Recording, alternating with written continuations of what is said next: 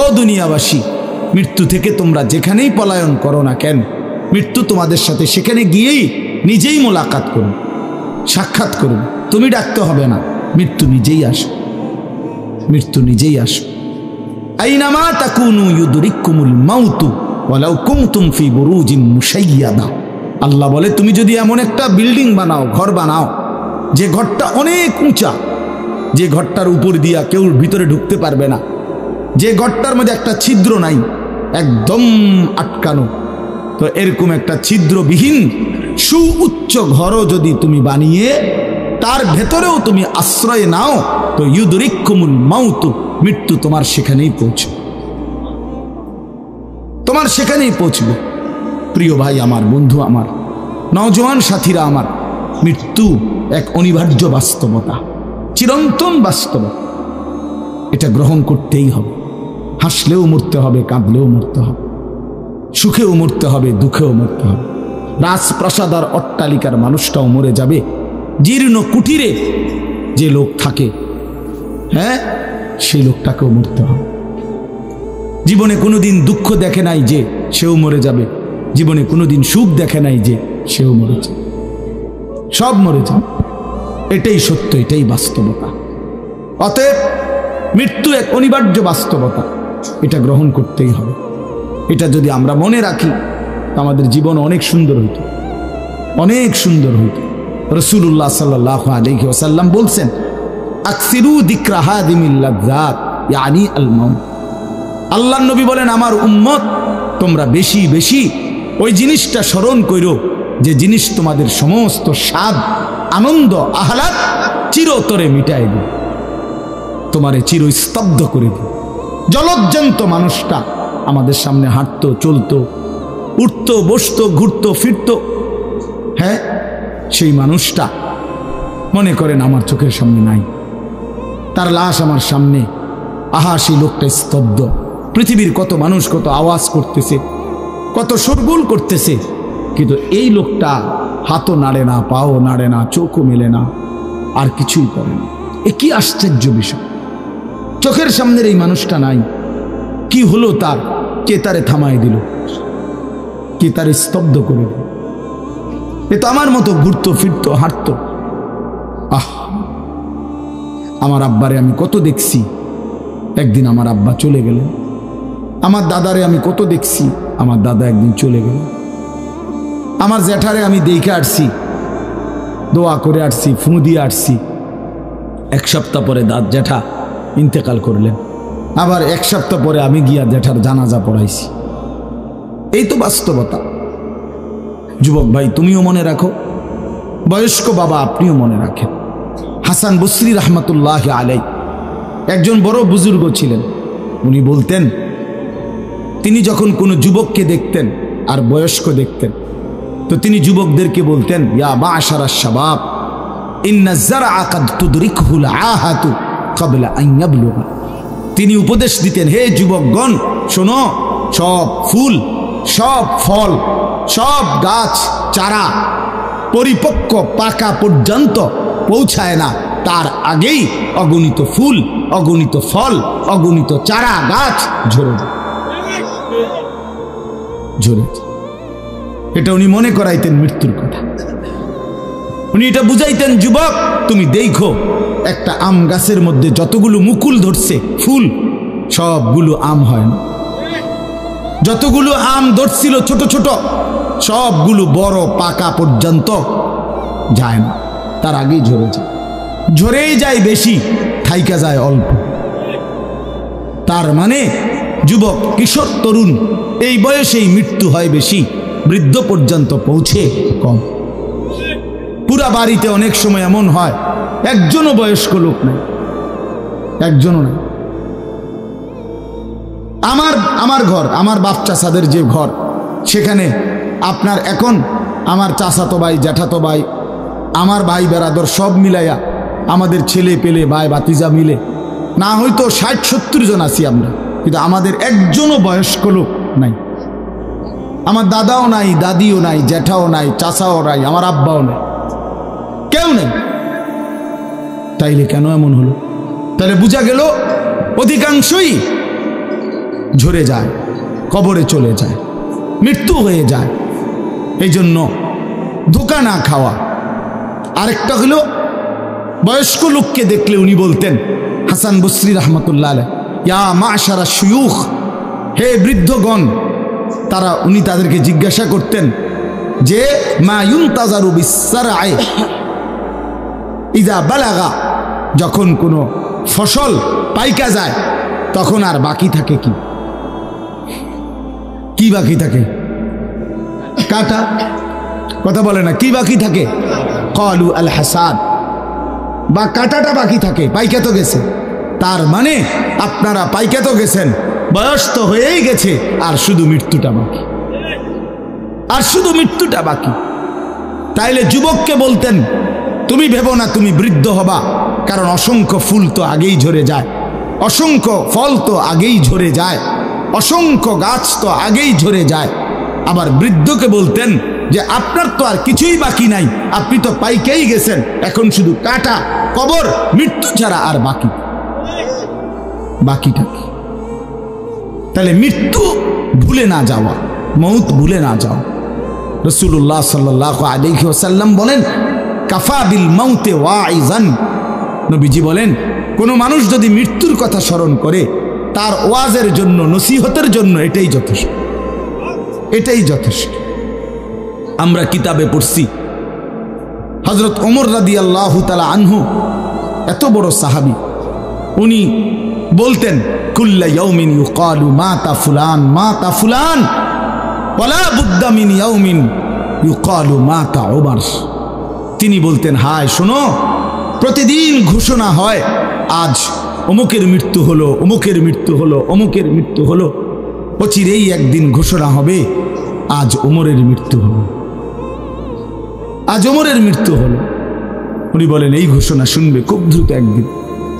এই জন্য বাপ, এই আমাদের ব্যক্তিগতভাবে প্রতিনিয়ত মৃত্যু হচ্ছে, ঠিক এভাবে আমরা তো মরছি, একদিন এই গোটা আলমের মৃত্যু হবে, এই গোটা সৃষ্টিটাই আল্লাহ তাআলা গুটায় ফেলবে। আচ্ছা, কি আশ্চর্য কথা, এটা কি অবাক করা। এক মিনিট যদি কেউ বিবেক দিয়া ভাবে, যারে বলে কি হুজুর, বলেন কি, এত বড় আসমান ভেঙে যাবে, এই সূর্য খসে পড়বে, চাঁদ খসে পড়বে। আল্লাহ তাআলা বলছে ইযা সামাউন ফাতারাত, আসমান ভেঙে যাবে, ওয়া ইদাল কাওয়াকিবুন তাসারাত, তারকারাজি খসে খসে পড়বে, ইযা শামসু কুব্বিরাত ওয়া ইদাল কাওয়াকিবুন তাসারাত। আল্লাহ তাআলা বলছেন সূর্যটা গুটায় ফেলা হবে, পাহাড়গুলো বালির মতো, তুলার মতো উঠতে থাকবে। ইদা রাজ্জাতিল আরদু রাজ্জা, এই জমিনের মাটিগুলো রেজা রেজা, পাউডার পাউডার হয়ে যাবে। ইদাল বিহারু ফুজ্জিরাত, সমুদ্র, খাল, বিল, নদীর পানিগুলো সব টকবগে উতরাইয়া গরম হইয়া বাষ্পের মতো উড়ে যাবে। না কোথাও পানি থাকবে, না কোথাও গাছ থাকবে, না আসমান থাকবে, না জমিন থাকবে, কিছু না। আচ্ছা, এটা কেমন কথা, এটা কেমন আশ্চর্য বিষয়। এই গোটা আলমের মৃত্যু হবে। আল্লাহ তাআলা কোরআনুল কারীমে বিশ্বাস করেন, অসংখ্যবার এই কথা এটা বলছে, এটা হবেই হবে। ইদা ওয়াকাতিল ওয়াকিআ, আল্লাহ বলেন এই ঘটনাটা ঘটবে। লাইসা লিওয়াকাতিহা কাযিবা, এই ঘটনা মিথ্যা মনে করার মতো কেহ নাই। যেদিন ঘটে যাবে তখন আর কারো কোনো মিথ্যাবাদী আর থাকবে না, অর্থাৎ কেউ আর অস্বীকার করার সুযোগ হবে না। চোখের সামনে দিন, চোখের সামনে দিন। কোরআন শরীফে একটা সূরা আছে, সূরায়ে হজ। ওই যে আমরা হজ করি না, এই হজ সূরাটার নাম। এই সূরার শুরুতে আল্লাহ তাআলা এই পৃথিবী ধ্বংসের, কিয়ামতের একটা সাংঘাতিক বর্ণনা দিয়েছেন। ওইখানে আছে, আল্লাহ বলেন ইয়া আইয়ুহান নাসুত্তাকু রাব্বাকুম, হে মানুষ তোমরা আল্লাহকে ভয় করো। আর শুনো, ইন্না জালজালাতাস সাআতি শাইউন আযীম, নিশ্চয়ই কিয়ামতের ভূমিকম্প, জালজালা, এই যে বললাম জিলজাল এবং জালজালা অর্থ ভূমিকম্প। আল্লাহ বলেন কিয়ামতের ভূমিকম্প, ইসরাফিল যখন ফু দিবে, আমার এই পৃথিবী যখন ভাঙতে শুরু করবে, এই সৃষ্টি জগৎ পুরাটা যখন আমি আল্লাহ গুটায় ফেলবো, ওয়াস সামাওয়াতু মাতবিয়াতুম বিয়ামিনি, আল্লাহ বলেন 7 আসমান আমি আল্লাহ তাআলার হাতের মধ্যে গুটায় ফেলব, গুটায় ফেলব। তুমি জানো না আমার ক্ষমতা। কুল্লু মান আলাইহা ফান ওয়া ইয়াবকা ওয়াজহু রাব্বিক, সব শেষ করে দেব আমি, শুধু আমি আল্লাহই থাকব, শুধু আমি আল্লাহই থাকব। তো আল্লাহ তাআলা বলেন এই ইসরাফিল ফু দিলেই, শুরু করলেই জমিনে ভূমিকম্প শুরু হবে। ইন্না জালজালাতাস সাআতি শাইউন আযীম, আল্লাহ বলেন নিশ্চয়ই এই কিয়ামতের ভূমিকম্প এটা শাইউন আযীম, বড়ই ভয়ানক, বড়ই মারাত্মক। কারণ দুনিয়ার ভূমিকম্প 1 নাম্বার হলো বর্তমানের ভূমিকম্প কখনো 30 সেকেন্ড, কখনো 40 সেকেন্ড, কখনো 47 সেকেন্ড, 50 সেকেন্ড, এই সেকেন্ড মিনিট 47 মিনিট নি ভূমিকম্প হয়। কথা কর না কেন? 30 মিনিট ভূমিকম্প হয়। 30 মিনিট ভূমিকম্প হইলে আমাদের 14 গোষ্ঠী থাকবে নি কেউ? 30 সেকেন্ড 40 সেকেন্ড হয় ভূমিকম্প। এইটুকুতে একে তো সময় সামান্য, দ্বিতীয়ত হলো একসাথে গোটা পৃথিবীতে হয় না, এদিকে হলে ওইদিকে হয় না এরকম। কিন্তু আল্লাহ তাআলা বলেন ইসরাফিল ফু দিলে যে ভূমিকম্পটা হবে, সেই ভূমিকম্পটা গোটা পৃথিবী একসাথে নাড়ায় দিবে, একসাথে নড়িয়ে। 47 সেকেন্ড না, কতক্ষণ সেটা আল্লাহই জানে। তখন অবস্থা কি হবে? মানুষের আতঙ্ক, এই ভূমিকম্পে আতঙ্ক। হ্যাঁ, আমি একবার চাঁদপুর মাহফিলে ছিলাম, রাত্রে ঘুমাইছি মসজিদের রুমে, ইমাম সাহেবের রুমে। এই সময় ভূমিকম্প আইছে, দরজা খুলে দিছি দৌড়, মসজিদের মাঠে আইছি দাঁড়াইয়া, চাই যে পুরা গ্রামের মানুষ সব আইসা পড়ছে, হই হুল্লোড় চিৎকার, হায় হায়। অথচ সবাই চিৎকার দিতে দিতেই ভূমিকম্প শেষ। ভূমিকম্প হয়েছেই তো অল্প একটু, কিন্তু এটুকুর আতঙ্কেই যা হুজুর পাবলিক বরাবর। কিসের হুজুর আর কিসের পাবলিক, বক্তা শ্রোতা সমান।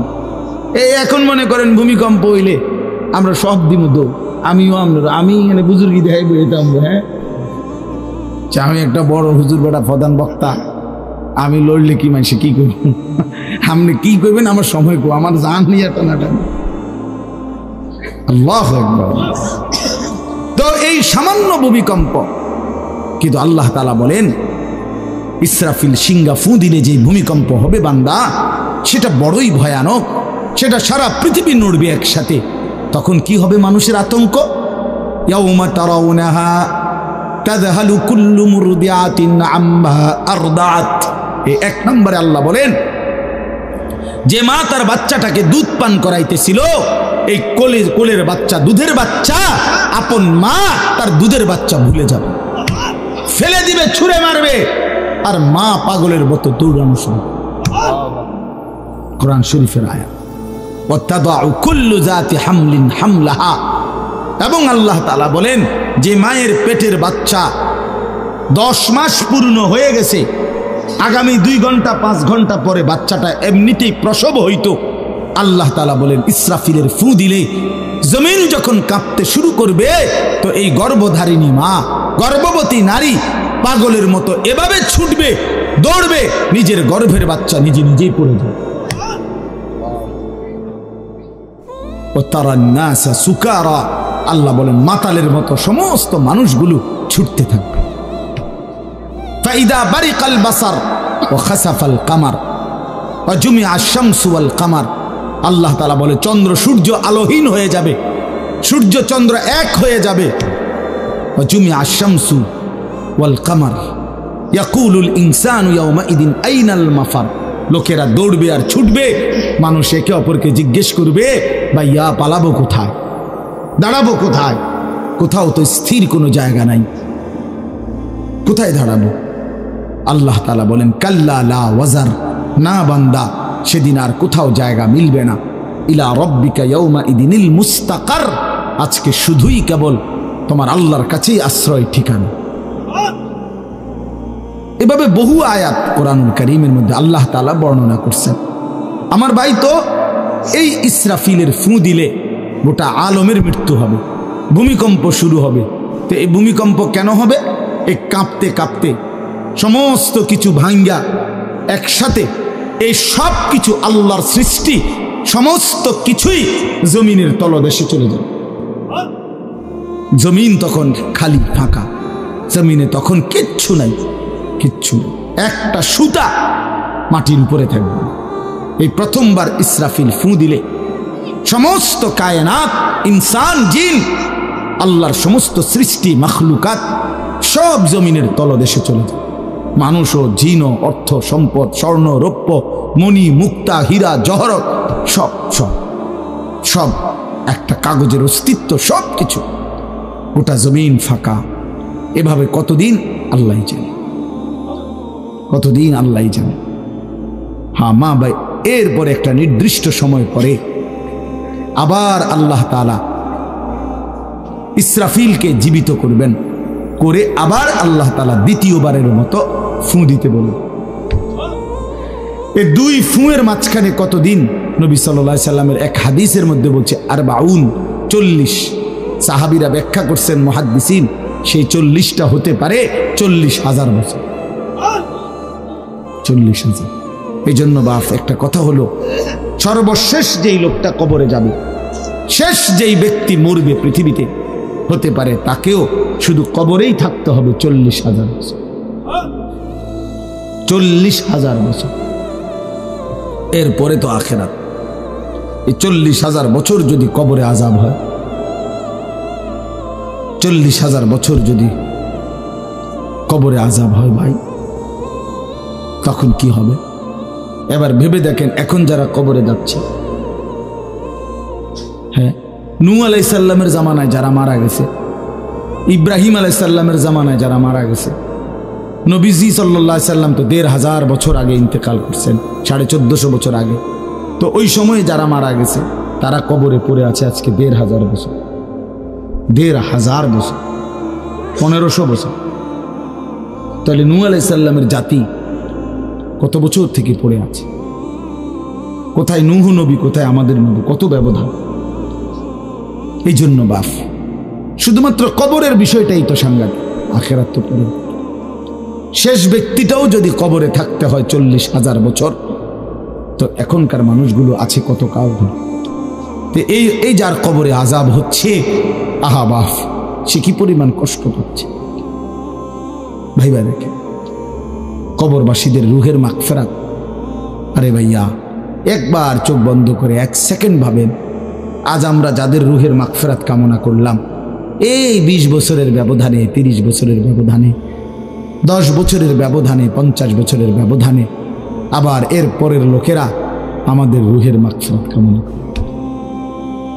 এটা কি পরিমাণ বাস্তবতা, কি পরিমাণ বাস্তবতা! এটাকে অস্বীকার করার, না বুঝার কিছুই নাই, মৃত্যুকে না বুঝার কিছুই নেই।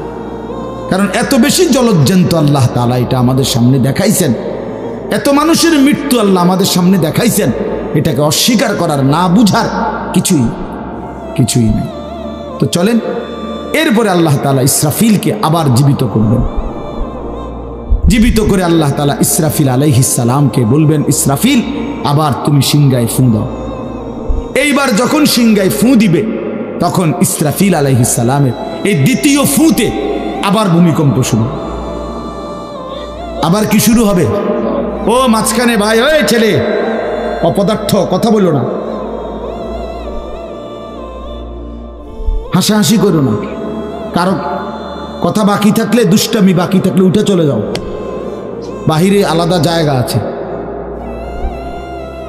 গাফেল সন্তান কোনো কিছুতেই যাকে কোনো আসর করে না। আহা, আপনারা জানেন না, আপনাদের এক এক ছেলের অবস্থা হলো কলিজাটা পাথর হয়ে গেছে, কোনো কিছুই তার কলিজা নাড়ায় না। এত শক্ত জানোয়ার যে খোদার 365 দিনে কোনো দিন ফজরের নামাজ পড়ে না, একদিনও না। মানুষের বাচ্চা এত বড় জানোয়ার হয় কেন? আরে তুই কোন মানুষের বাচ্চা? তুই কোন মার দুধ খাইলি? নাফরমান, কেমনে মানুষ হইল? এটা কি ধরনের মানুষ? একদিনও নামাজ পড়ে। ছি ছি ছি ছি ছি, মুসলমানের বাচ্চা এত বড় জানোয়ার হয় কেমনে? কোনদিন নামাজ পড়ে না, 6 মাসে 9 মাসে কোনদিন বলতে পারবে না নাফরমান। কোনদিন 5 ওয়াক্ত নামাজ পড়ছে কিনা। হায় হায়, এত বড় অসভ্য। মায়ের সন্তান হয় কেমনে, বাবার সন্তান হয় কেমনে? চিন্তা কর, কোনো কিছুই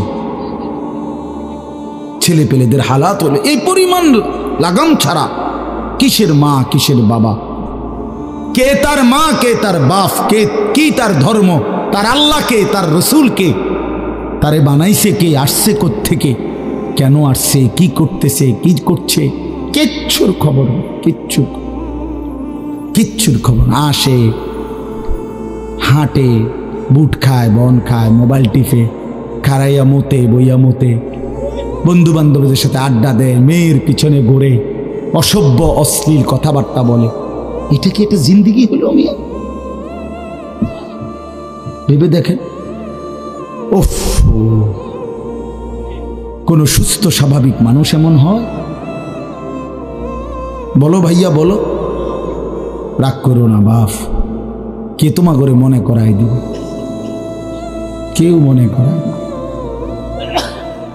হা, বাবা মারও ফিকির শেষ, শুধু টাকা রোজগারের ফিকির। দেশে থাইকা পারো, নইলে বিদেশ গিয়া পারো, কোনো না কোনো ভাবে পয়সা রোজগার করো। টাকা রোজগার করলে মা বাপ খুশি, টাকা রোজগার না করলে না অখুশি, খালাস। এরপরে ইমান আছে কিনা, ইসলাম আছে কিনা, নামাজ আছে কিনা, কোরআন আছে কিনা, আল্লাহ চিনে কিনা, হালাল হারাম কিনা, জায়েজ না জায়েজ না, এত কিছু আমার দরকার। ফুতেরে জিগায় না যে ফুত কামাই যে করতেছ, কি হালাল কামাই করো না হারাম,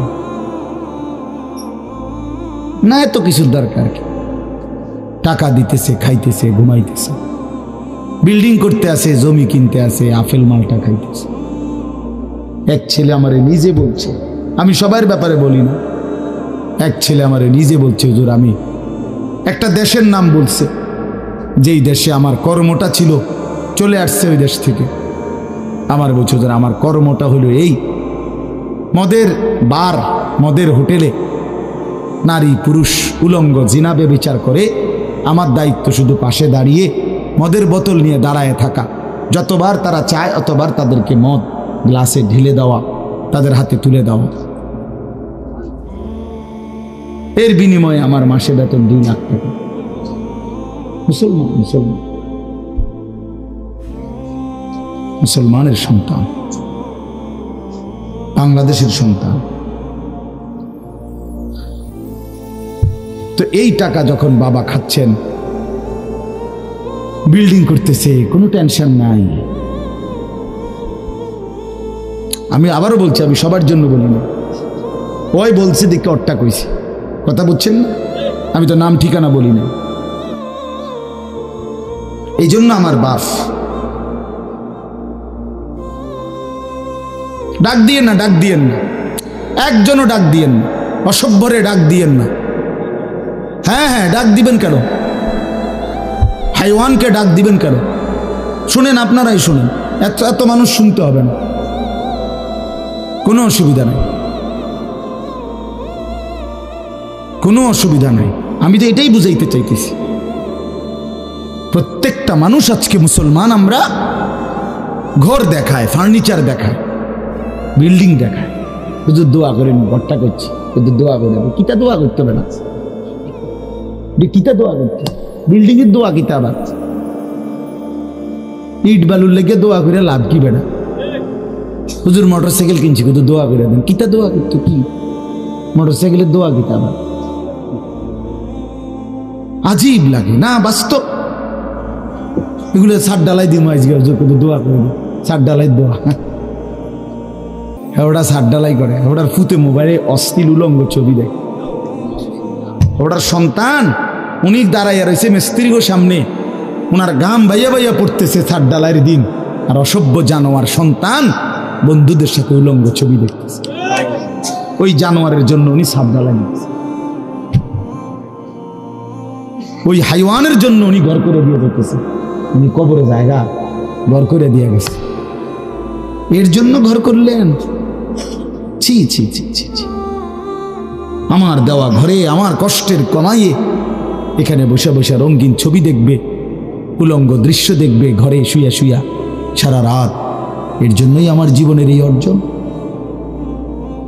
এই ছিল আমার উপার্জনের উদ্দেশ্য। আহ, কতবার বললে বুঝবেন? কেমনে বললে বুঝবেন? কারে বললে বুঝবেন?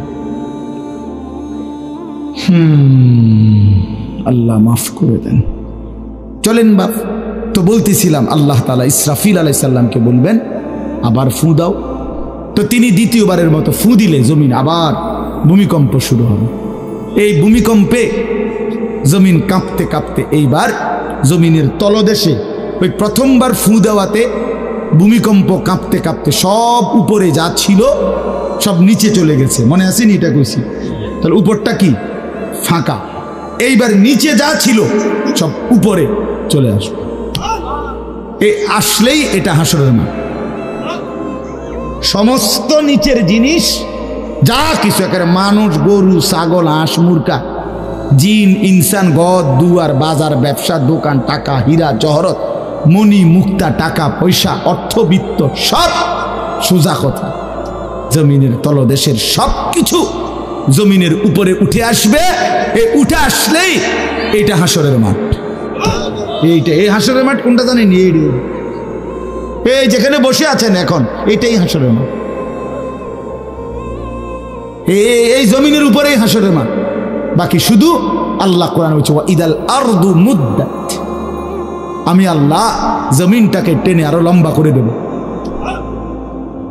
আরো বড় করে দেবো, আর কি প্রশস্ত করে দেবো। কারণ ওই যে পিসের মানুষ খারাপ লাগবে না, মানুষ তো দাঁড়াই বসেই আদম আলাইহিস সালাম থেকে নিয়া, তো মানুষ বেশি না, মানুষ, গরু, ছাগল, হাঁস, মুরগা, জিন, ভূত সব খারাপ না, সব দাঁড়াবে। তো এই জন্য আল্লাহ তাআলা বলেন জমিন আমি প্রশস্ত টেনে দিব, লম্বা করে দিব, এতটুকু।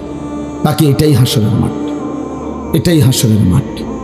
এই কথাটাই এখানে আল্লাহ তাআলা উল্লেখ করছেন। ইদা জুলজিলাতিল আরদু জিলজালাহা, যখন দ্বিতীয়বারের মতো ইসরাফিলের ফু দিলে জমিনের ভূমিকম্প শুরু হবে। ওয়া আখরাজাতিল আরদু আসকালাহা, আল্লাহ তাআলা বলেন তখন জমিন তার তলদেশে যা ছিল সমস্ত জমিনের তলদেশে, এগুলো এতদিন জমিনের বোঝা ছিল, বোঝা মানে মাটির নিচে, এগুলো সে মনে যেন ফুজা কান্দে লইছে। এবার ওয়া আখরাজাতিল আরদু আসকালাহা, জমিন তার বোঝা মানে জমিনের তলদেশে যা ছিল সে এবার তা জমিনের উপরে উঠায় নি, উপরে উঠায়। এরপরে আশ্চর্য কথা শুনেন, এরপরের কথাটার জন্য রাসূলুল্লাহ সাল্লাল্লাহু আলাইহি সাল্লাম হাদিসে বলছেন, এই ভাই শুনেন, ছেলেরা তোমরাও শোনো।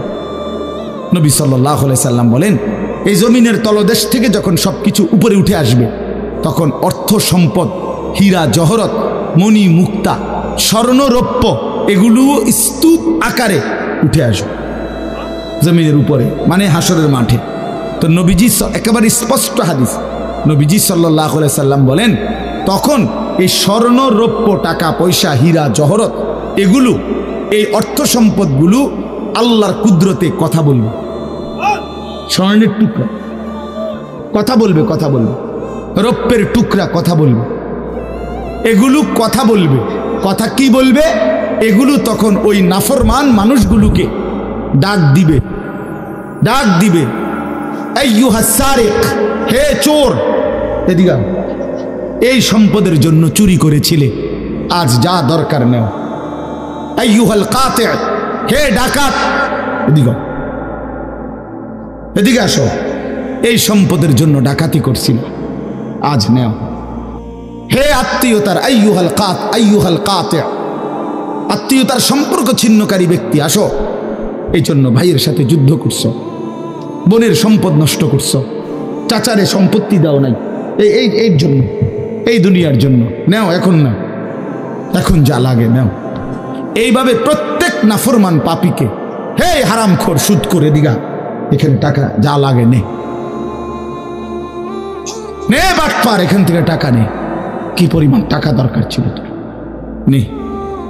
এইভাবে রাসূলুল্লাহ সাল্লাল্লাহু আলাইহি সাল্লাম বলেন, দুনিয়ার এই সম্পদগুলো কথা বলবে আর ডাকবে। ডাকলে মানুষ, আচ্ছা এটা তখন কেরম লিখবো? কথা বোঝেন নাই? এডিজন কথা বলবে, ডাকাডাকি করবে, মানুষ কি বলবে? লোকেরা তো সবাই দাঁড়াইছে, মানুষও তো দাঁড়াইছে, তারারই তো ডাকতেছে, তো তারা কি বলবে? ওয়াকালাল ইনসানু মা লাহা, আল্লাহ নিজেই বলতেছে, লোকেরা তখন মানুষগুলো বলবে মা লাহা, এটা কি হলো? আরে এটা কি কারবার? এগুলো কথা বলে কেমনে? এগুলো কি কয়? এরা আমারে চিনলো কেমনে? আমি যে সিটার, আমি বাটফারে চিন্না লাগলো। ইন্নালিল্লাহ, একের পুরা ধরা অনবিচার আচার কিছুই শুরু হয়েছে না, এখনই বেজ্জুতি, বাকিটা তো অবস্থা খারাপ। মানে অর্থাৎ মানুষগুলো অবাক হয়ে বলবে মা লাহা, কি হলো জমিনে, কি হলো এগুলোর? এরা এমন করছে কেন? এরা কথা বলছে কেন? আহ, আল্লাহ বলেন ইয়াউমাইদিন তুহাদ্দিসু আখবারাহা, আল্লাহ তাআলা বলেন বান্দা হে কি দেখছো হবে? এই মাত্র দেখলা স্বর্ণ রূপ্য টাকা পয়সা কথা বলে, এখনো না দেখবা আসল খেলাটা। ইয়াউমাইদিন তুহাদ্দিসু আখবারাহা, আল্লাহ বলেন এখন দেখবা সরাসরি এই হাসরের মাঠে তোমার সামনে, তোমার পায়ের নিচের জমিন, তোমার পুরা জিন্দেগির কথা, তোমার যত তথ্য, ভালো কিংবা মন্দ, নেক কিংবা গুনাহ, তোমার সমস্ত কিছু রাতের কিংবা দিনের, একাকী কিংবা প্রকাশ্যের, গোপন কিংবা আড়ালের, আল্লাহর কসম জমিন সবটা এখন তোমার সামনে বলে দিবে। ইয়াউমাইদিন তুহাদ্দিসু আখবারাহা, রব্বুল আলামিন বলেন জমিন সবটা কথা বলে দিবে, ভালোটাও মন্দটাও, আলোটাও অন্ধকারেটাও, একাকীও অন্ধকারেও, প্রকাশ্যেও সবার মাঝেও সব বলে দিবে। রাতের চুরি বলে দিবে, রাতের তাহাজ্জুদটাও বলে দিবে, মদের আড্ডার কথাও বলে দিবে, জুয়ার আড্ডার কথাও বলে দিবে। সারা রাত যুবক উলঙ্গ ছবি দেখেছ, আল্লাহর কসম সেটাও বলবে। যে যুবক মালিকের সেজদা দিয়েছে সেটাও বলবে। তাহাজ্জুদ শোনাবে, আবার সবার সাথে যে জামাতে নামাজ পড়েছে এটাও বলবে, সব কিছু বলে দিবে। আল্লাহ বলেন যদি মানুষ ভাবতে চাও জমিন কিভাবে কথা বলে, স্বর্ণরৌপ্য কিভাবে কথা বলে, আল্লাহ বলেন বিআন্না রাব্বাকা আওহা লাহা, আল্লাহ তাআলা আদেশ করেছেন বলেই কথা বলে। আল্লাহ বললে, হুকুম করিলে আল্লাহর গোটা কায়নাত, গোটা সৃষ্টি জগৎটাই কথা বলে। ওয়াশাহিদা আলাইহিম সামউহুম ওয়া আবসারুহুম ওয়া জুলুদুহুম বিমা কানু ইয়ামালুন। আল্লাহ বলে হাসরের ময়দানে বান্দা, তোমার কান, তোমার চোখ, তোমার সারা দেহের চামড়া, জুলুদুহুম, তোমার সারা দেহের চামড়া, হাসরের ময়দানে তোমার পুরা জিন্দেগির কর্মকাণ্ড বলে দিবে। চামড়াগুলো বলবে, চামড়া, মানুষের শাহওয়াত চামড়াতে। এই জন্য সমস্ত যৌনতার ঘটনা, অসভ্যতার ঘটনা শরীরের চামড়া বলে দিবে। মানুষের শাহওয়াত চামড়া, কথা বুঝছেন কিনা? হ্যাঁ, চরমে চামড়ার মধ্যে শাহওয়াত, কামনা, বাসনা, যৌন চাহিদা। এই জন্য যত লোক দেখবেন বিভিন্ন হসপিটালে, যত ডাক্তার চর্মরোগের ডাক্তার, তত লোক যৌন রোগেরও ডাক্তার। হ্যাঁ হ্যাঁ, চর্ম ও যৌন রোগ বিশেষজ্ঞ, এটা একই বিষয়, একই চ্যাপ্টার। চামড়া মানে আল্লাহ তাআলা বলেন তোমার চামড়া বলে দিবে কত রাত কত দিন নারীর প্রতি অবৈধ আগ্রহ, অস্থিরতার বেহায়াপনার অসভ্যতা করেছিলে।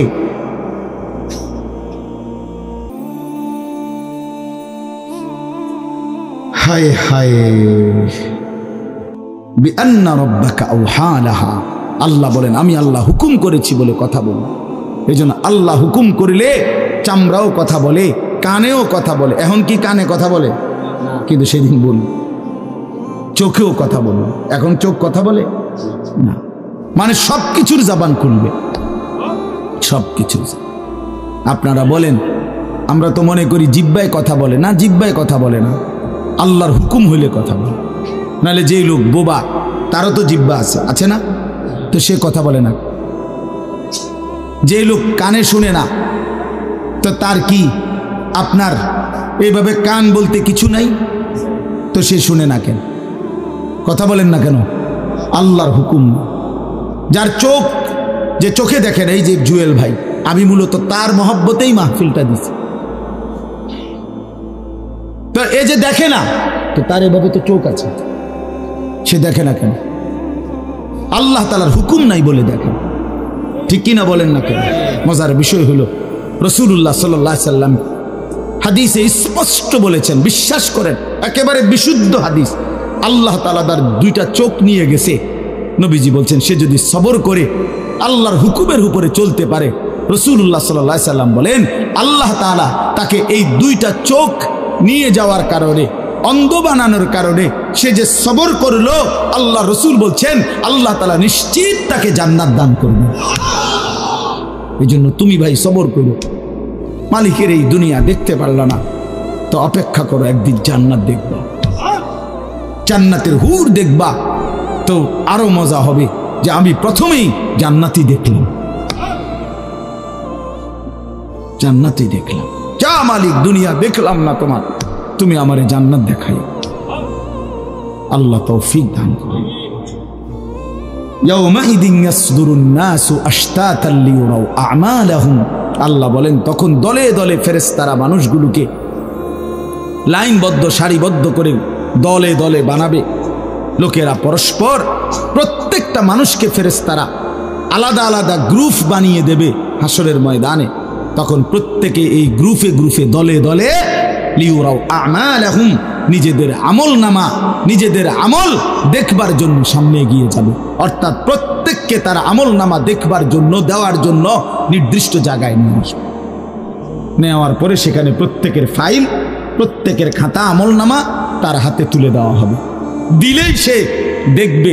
আল্লাহ বলতেছেন, ফামান ইয়ামাল মিসকালা যাররাতিন খায়রান ইয়ারা, এক বিন্দু, এক অণু পরিমাণ, পরমাণু পরিমাণ, সামান্য থেকে সামান্য পরিমাণও নেকি, কল্যাণ, তাও তুমি দেখতে পাবা। ওমান ইয়ামাল মিসকালা যাররাতিন শাররান ইয়ারা, বিন্দু থেকে বিন্দু মন্দ যা করেছিলে তাও তুমি দেখতে পাবে। এক জাররা, মূলত জাররা বলে তাফসীরের মধ্যে লিখছে লা ওয়াজনা লাহু লা জিনাতা লাহা, যেটার কোনো ওজন হয় না, এত সামান্য, এত সামান্য, ওজন নাই, মানে 100 গ্রামও না, 10 গ্রামও না, 1 গ্রামও না, আধা গ্রামও না, এত সামান্য, এটা কোনো ওজন নাই, ওজন নাই, ওজন আসে না আর কি, ওজনে হয় না, এরে বলে জাররা। তাফসীরের মধ্যে লিখছে, কোনো ব্যক্তি, হযরত আব্দুল্লাহ ইবনে আব্বাস বলেন, কোনো ব্যক্তি যদি মাটিতে এমনি হাত মারে, মানে হাত লাগাইয়া আবার উঠাই লাইছে, তখন এই যে বালুগুলো লাগছে, এই বালুর যেগুলো হাত থেকে ঝরে পড়ে কণা, এগুলো তার চাইতে সামান্য এক জাররা। আমার উস্তাদ বলছিলেন ছাত্র জীবনে আমাদেরকে, যে মানুষ যে কাপড় ধুইয়া চিপে, কাপড় এমনি চিপ্পা রৌদ্রে দেয় না, মানে চিপ্পাই তো ফানি ফেলায়, তো কাপড় চিপ্পা সাইরা মানুষের একটা স্বভাব হইল রৌদ্র দেওয়ার আগে এটার একটা ঝাড়া মারে, লুঙ্গিটারে একটা আগে কি মারে, ঝাড়া দিয়া এরপরে দেয়। এই যে লুঙ্গিটা ঝাড়া দিলে যে ছোট্ট ছোট্ট পানির ফোঁটা ছিটকাইয়া পড়ে, এই ফোঁটা, এগুলো পিচ্ছি পিচ্ছি, এগুলো এক একটা জাররা, অথবা তার চাইতে ছোট। এটার ওজন আসবে না, এটা 1 গ্রামও হবে না, আধা গ্রামও হবে না। এই সামান্য ভালোটাও তুমি দেখবা, মন্দটাও দেখবা। কেমনে আড়াল করবেন ভাই? নিজেকে আড়াল করবেন কেমনে? বাপ যুবক, তুমি কেমনে আড়াল করবা? কোরআন শরীফে আছে, আল্লাহ বলেন, ইয়াউমা তুবলাস সারাইর, বান্দা আমি হাসরের ময়দানে তোমার অন্তরের গোপন বিষয়গুলো, যেগুলো কেউ শুনে নাই, তুমিও বলো নাই, শুধু মনে মনে কল্পনা করছিলা ভালো কিংবা অসৎ, সেগুলো হাসরের ময়দানে তোমার সামনে খুলে দেব। হ্যাঁ, আফালা ইয়ালামু ইযা বু'সিরা মা ফিল কুবুর ওয়া হুসিলা মা ফিস সুদূর। আল্লাহ তাআলা বলেন, এই বুকের ভিতরে, অন্তরের ভিতরের যেই কথাগুলো, সেগুলো খুলে দেব। এই জন্য আজকে আমার কথা এখানে শেষ। আমি এতটুকু কথাই বলতে চাই, এই 99 নম্বর সূরাটা আমাদেরকে এই কথার সবক দিচ্ছে যে আমরা আমাদের জিন্দেগির 1 সেকেন্ড একটি নিঃশ্বাস আড়াল করবার সুযোগ নেই। হিসাব দিতে হবে, হিসাব দিতে হবে। 1 মিনিট, 1 সেকেন্ড, 1 পলক, 1 লম্হা, 1 মুহূর্ত আমাদের আড়াল করবার সুযোগ নাই ভাই। ভালোটার প্রতিদানও নিতে হবে, মন্দটারও প্রতিদান নিতে হবে। তাইলে কেন জীবন নষ্ট করব, কেন হায়াত নষ্ট করব? আমার অনুরোধ রইল, যতগুলো যুবক ছেলে আছো ভাই, তোমাদের কাছে অনুরোধ, মৌলানা কথা বলবে, এরপরে আরও একটু বয়ান হলে এরপরে দোয়া হবে, কিন্তু আমার মাঝখান দিয়ে এই কথাটাই আমি অনুরোধ করে বললাম, প্রত্যেকেই দয়া করে আল্লাহর ওয়াস্তে নিজের জীবনের কদর করো ভাই। আমার এটাই শেষ কথা। যুবক ছেলেরা, তুমি আমার সাথে এখন যাইবা না, আমিও তোমার সাথে যাব না। এই দুনিয়াও যেমন আমি আলাদা চলে যাচ্ছি, আপনারাও আলাদা চলে যাবেন, কিন্তু বাস্তব কথা হলো আমি আপনি প্রত্যেকে আলাদা আলাদা কবরে আখেরাতে আল্লাহর সামনে মুখোমুখি হইতে হবে। এই জন্য হাত জোর করে অনুরোধ করছি ভাই, নিজেরে নষ্ট করুন। একটা ছেলেও যদি বুঝো, আমার অনুরোধ রইল তোমার প্রতি, তুমি নষ্ট হইও না, চরিত্রহীন হইও না, তুমি হায়াতটা শেষ করে দিও, কষ্ট পাইবা। এই নারী ছবি, অশ্লীল দৃশ্য, উলঙ্গপনা, বেহায়াপনা, এই জেনা ব্যভিচারের দৃশ্য, এগুলো দেখো না। চেষ্টা করো 5 ওয়াক্ত নামাজ পড়তে, 5 ওয়াক্ত নামাজ পড়তে হিম্মত করলে পারবা ভাই। পেশাব পায়খানার পরে টয়লেট পেপার ব্যবহার করো, পানি ব্যবহার করো, দেখবা শরীর পবিত্র থাকলে আল্লাহর ইবাদত করতেও মন চাই। মূলত মানুষ অনেকের যাদের নামাজ ছুটে যায়, তাদের একটা বড় কারণ হলো তার শরীর অপবিত্র, শরীর নাপাক, আর নাপাক দেখে নেক কাজের তামান্না, আগ্রহ জাগে না। এই জন্য এই যে পেশাব করে পানি নেয় না, টয়লেট পেপার ব্যবহার করে না, এই অসভ্য এই কারণে নামাজ পড়তে চায়। বাস্তব কথাই, এর তখন আর হায়া লজ্জা থাকে না। এই জন্য সবাই মিলে ইনশাআল্লাহ নামাজ পড়ে নিজেদের স্ত্রী, কন্যা, বোনকে পর্দা পশিদায় রাখতে চেষ্টা করেন। যে মেয়েটার পর্দা নাই, যে মহিলার পর্দা নাই, বিশ্বাস করেন যে তার নিজের ইজ্জত, নিজের কদর, নিজের সতীত্ব, নিজের পর্দার কদর বোঝে না। এটা কোনো নারী না, এটা কোনো মহিলা না, এটা প্লাস্টিক জাতীয় কিছু হইতে পারে। এটা এক ধরনের প্লাস্টিক, এটা এক ধরনের অসভ্য। যে নারী বেপর্দা, যেই মেয়ে দুশ্চরিত্র, যেই মেয়ে চরিত্রহীন, যেই মেয়ে বেহায়ার মতো চলে, সে শুধু নিজের ক্ষতি করে না, সে একটি সমাজ নষ্ট করে, একটি মহল্লা শেষ করে। এই আগুন সারা মহল্লায় জ্বালায়া দেয়, তার রূপের যৌবনের আগুন জ্বালায়া অসংখ্য যুবকের জিন্দগি নষ্ট করে। এই জন্য ওই জানোয়ার মনে রাখতে হবে, ওই অসভ্য নারী যতগুলো ছেলে তাকে দেখে অবৈধ কামনা বাসনা করছিল, এই সমস্ত যুবকের সমপরিমাণ গুনাহ ওই অসভ্য মেয়ে, ওই নর্তকী, ওই ব্যভিচারিণী নারী তাকে ভোগ করতে হবে। এত সোজা না। এই জন্য বাবাদেরকে বলি, ছেলেদের দিকে কদর করেন, মেয়ের দিকে নজর দেন, স্ত্রীর দিকে নজর দেন। ওই খাট পালং দেখাইয়েন না, বিল্ডিং উল্ডিং দেখাইয়েন না, ইতান দেখাইয়া লাভ নাই। উঠতে লাইলে সবারই ঘুমাইয়া লাগে, পরিশ্রম করে ঘুমাইলে এত কিছু লাগে না। কত মানুষ আছে এরকম যারা ফাওটাও দোয় না, জুতাই নাই, বেটা ফাও দিব কি দিয়া বেটা। হ্যাঁ, সময় কর, এতটা ক্লান্ত থাকে যে শুইলেই কি এসে পড়ে ঘুম আসে। আল্লাহ আমাদের সবাইকে কদর করার তৌফিক দান করেন।